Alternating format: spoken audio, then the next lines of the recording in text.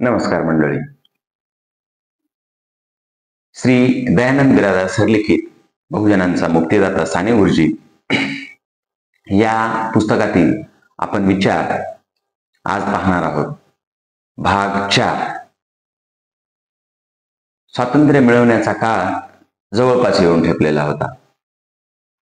स्वातंत्र्य मिळणारच होतं, पण तरीही आपल्या समाजाचा एक भाग असलेला दलित समाज, अस्पृश्य समाज हा पिढ्यानपिढ्या वाईट चालीरीती, रूढी परंपरा यानं पारतंत्र्यातच अडकून पडल्यासारखा होता.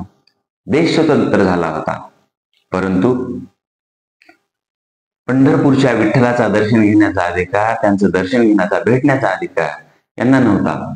साने गुरुजींनी आमरण उपोषण सुरू केलं की जर आपण सर्व देवाचेच लेकरं आहोत, एकाच देवाचे लेकरं आहोत, तर मग असा भेदभाव का? असा भेदभाव बंद व्हायला पाहिजे. या विचारानं साने गुरुजींनी आमरण उपोषण सुरू केलं आणि हरिजन समाजाला सुद्धा पांडुरंगाचा, विठ्ठलाचा, रुक्मिणी मातेचा दर्शनाचा अधिकार प्राप्त करून दिला. सरांनी, दयानंद बिरादार सरांनी सॉक्रेटिस, प्लेटो, रुसो, व्हॉल्टेयर यांचा जीवनाचा अल्प परिचय, त्यांचं शिक्षणाविषयीचं कार्य, त्यांचं समाजसेवेचं कार्य, त्यांचं चारित्र्य याचा विचार त्यांच्या काही लेखामध्ये मांडलेला आहे, सविस्तर मांडलेला आहे. आपण ज्यावेळेस हे पुस्तक घ्याल त्यावेळेस वाचालच. साने गुरुजी म्हणतात, महापुरुष कोण? तर समता व बंधुभाव हे ज्याचं ध्येय आहे, प्रेम ही ज्याची शक्ती आहे, समता व बंधुभाव हे ज्याचं ध्येय आहे, प्रेम ही ज्याची शक्ती आहे आणि त्याग हे ज्याचं वैभव आहे, असा महापुरुष साने गुरुजींच्या दृष्टीनं लाख पट श्रेष्ठ आहे.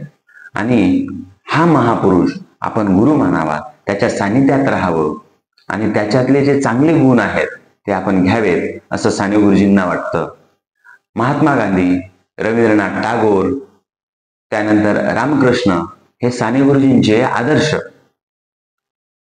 निसर्गाशी मुलाचा हृदयस्थ संवाद व्हावा आणि जसे फुलपाखरं स्वच्छंदीपणानं बागडतात, त्या फुलांमध्ये मध गोळा करत करत फिरतात, तर त्याच पद्धतीनं मुलांचं शिक्षणही बंदिस्त फक्त 4 खोल्यामध्ये न होता त्यांना मुक्त निसर्गात नेऊन त्यांना शिक्षण मिळालं पाहिजे. निसर्गाशी त्यांचं नातं तयार झालं पाहिजे आणि त्यातून त्यांनी शिक्षण घेतलं पाहिजे असं साने गुरुजींना वाटायचं. मग सरांनी, दयानंद बिरादार सरांनी त्यांच्या चिंतनातून असं मांडलं की भारतातही या गोष्टी होतातच, परंतु खूप कमी प्रमाणात.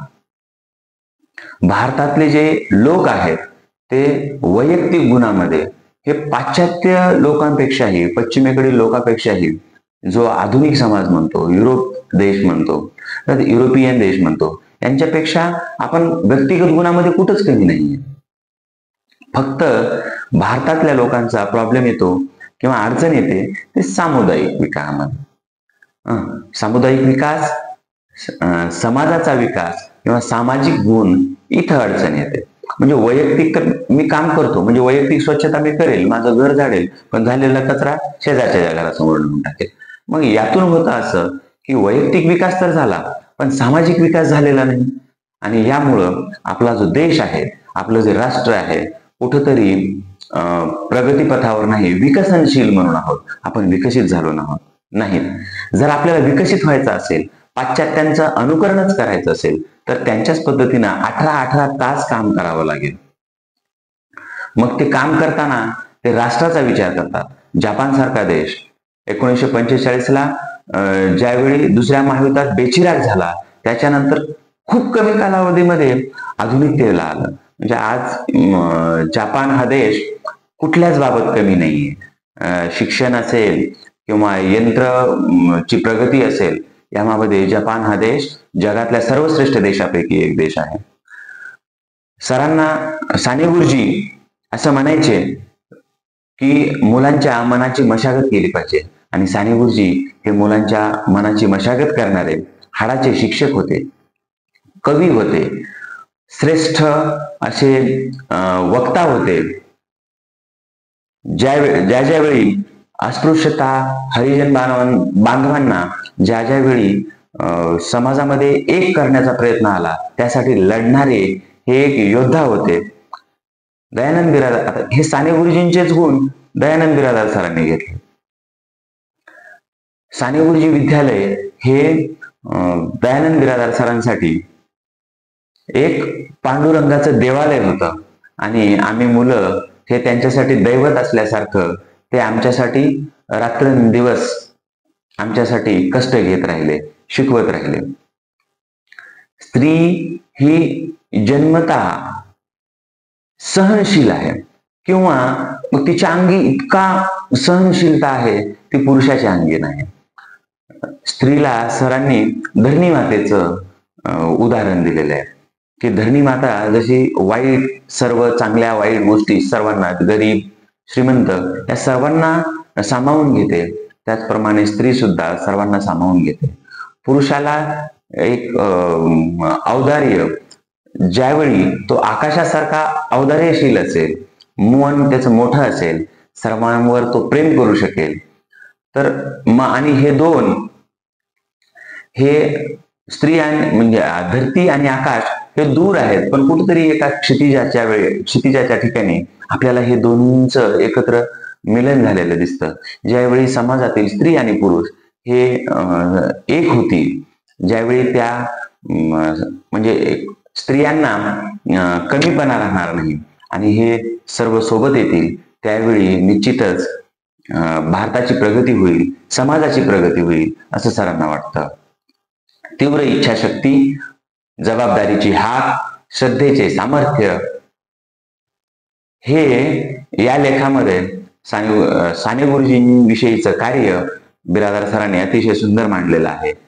पंढरपूरचा विठ्ठल मंदिरासाठी जसं साने गुरुजींनी प्रयत्न केले, तसंच साने गुरुजी विद्यालय जिथं आम्ही शिक्षण घेतलो त्या शाळेमध्ये सर्व मुलांनी प्रवेश घ्यावा, सर्व मुलांना शिक्षण मिळावं, यासाठी बिरादार सर गावोगाव, दारोदार, प्रत्येकाच्या घराघरामध्ये फिरले. आता बिरादार सरांचा एक आठवण म्हणजे आम्ही रात्रीचा अभ्यास करायचो. मग रात्रीचा केलेला अभ्यास खरंच मुलांनी अभ्यास केलाय का, तर हे पाहण्यासाठी बिरादार सर आम्हाला सकाळी 7 वाजता त्यांच्या घरी बोलवायचे, म्हणजे केलेला अभ्यास विचारण्यासाठी.